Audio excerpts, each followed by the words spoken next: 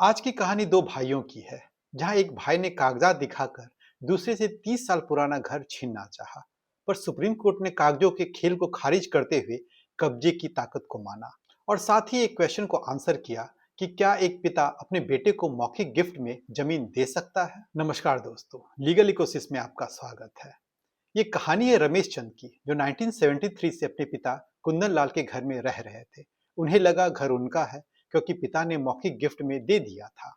लेकिन 1996 में उनके भाई सुरेश ने एक रजिस्टर्ड वसीयत, पावर ऑफ अटॉर्नी और एग्रीमेंट टू सेल दिखाकर कहा कि घर अब मेरा है। रमेश की पुकार सुनिए। मैं 30 साल से इस घर में रह रहा हूँ। पिता ने कहा था ये घर तेरा है, लेकिन मेरे ही भाई ने जाली कागज बनवाकर मुझे बेघर करना चाहा। कोर्ट ने भी पहले उनके कागजों को सही मान लिया। मैं हार गया लगता हूँ। उनकी भावनाएं साफ थी। भाई के धोखे का दर्द, 30 साल के कब्जे को कागजों के आगे बेबसी और अब सुप्रीम कोर्ट से एकमात्र उम्मीद। रमेश के वकील का पक्ष सुनिए। उनका मुख्य तर्क था 1973 में मौखिक गिफ्ट हुआ, कब्जा रमेश को मिला।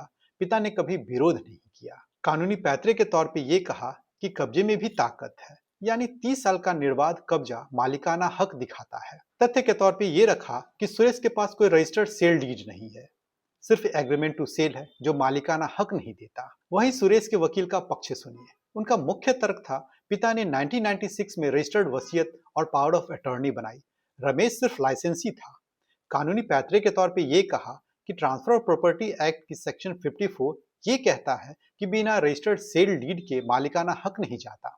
तथ्य के तौर पे ये रखा कि वसीयत रजिस्टर्ड है, एग्रीमेंट टू सेल है, पैसे का रसीद है, यानी जंग थी 30 साल के कब्जे बनाम रजिस्टर्ड कागजात की। सुप्रीम कोर्ट ने हाई कोर्ट के फैसले को पलट दिया और कहा सुरेश के कागज असली मालिकाना हक नहीं देते। कोर्ट ने 5 बड़े फैसले दिए। नंबर 1, एग्रीमेंट टू सेल मालिक नहीं बनाता, यानी बिना रजिस्टर्ड सेल डीड के प्रॉपर्टी ट्रांसफर नहीं होती। नंबर 2, पावर ऑफ अटॉर्नी से मालिकाना हक नहीं मिलता, ये सिर्फ प्रबंधन यानी मैनेजमेंट का अधिकार देता है। नंबर 3, वसीयत जाली थी, यानी अटेस्टिंग विटनेसेस नहीं आए।